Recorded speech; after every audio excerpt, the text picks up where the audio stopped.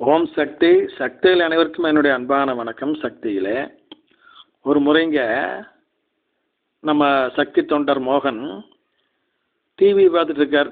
அதில் சீரியல் ஓடிட்டு இருக்குது.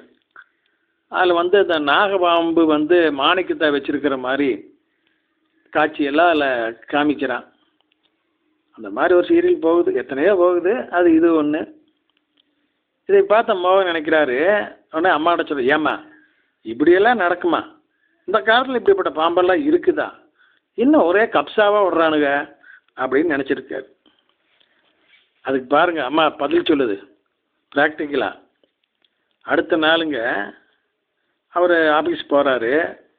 தாசில்தார் சொல்கிறாரு, ஐயா இந்த ஊருக்கு போங்க, நீங்கள் அந்த ஊரில் அந்த பஞ்சாயத்து தலைவர் இருக்கார், இந்த ஃபைலை கொடுத்து அவரோட கையெழுத்து வாங்கிட்டு வாங்க, இந்த பிரச்சனை ரொம்ப நாளாக முடியாமல் இருக்குது, அவர் ரொம்ப பிஸியானவர், காலையில் 5:30 மணிக்கெலாம் நீங்கள் போய் பெட்லேயே பிடிச்சினா தான் முடியும், இல்லைன்னா அவர் கிளம்பிடுவார் அப்படின்னு சொல்லி கொடுக்குறாரு.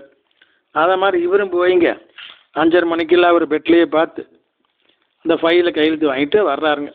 பஸ் ஏறி விழுப்புரம் வரதுக்காக வர்றாரு. அந்த நிலையில் அதாவது முழுசாக ஒன்றும் வெடியிலைங்க, வெளிச்சம் வந்துக்கிட்டு இருக்குது. அப்படிங்கிறப்போ அந்த பஸ் ஸ்டாப்புக்கு போகிற 20-30 அடி தூரம் இருக்கிறப்போ ஒரு கல் ஒன்று மேலே போட்டால் எப்படி சத்தம் கேட்கும், அது சொத்துன்னு சத்தம் கேட்குது. ஏடான்னு சத்தம் வந்த பக்கம் திரும்பி பார்த்தா இவர் டிவியில் பார்த்தாருங்களே அதே மாதிரி நாகபாம்பு. சும்மா ஒரு ஜான் நீளம், அது ஒரு அடிக்குள்ளே தான் இருக்குது, ஒரு 10 இன்ச்சு நீளம் தான் இருக்குது. அது என்னுடைய வாயில் மாணிக்கம் இருக்குது. அந்த மாணிக்கம் எப்படி இருக்குதுங்க, கால் பகுதி வெளியே தெரியுது, முக்கால் பங்கு அவனுடைய வாய்க்குள்ளே இருக்குதுங்க. அது இவரை நல்லா உத்து பார்க்குது. இவரும் பார்க்குறாரு. பார்த்துட்டு எடா நம்ம டிவியில் பார்த்து அம்மாட்ட கேட்டோமே இப்படியெல்லாம் இருக்குமான்னு சொல்லி பாரு இருக்குதுன்னு அம்மா காமிக்கிறாங்க அப்படின்னு அதை பார்த்துட்டு மேற்கொண்டு பெருசாக அசட்டை பண்ணாமல் ஒரு பஸ் ஸ்டாப்புக்கு போய் பஸ் ஏறி போயிட்டாருங்க.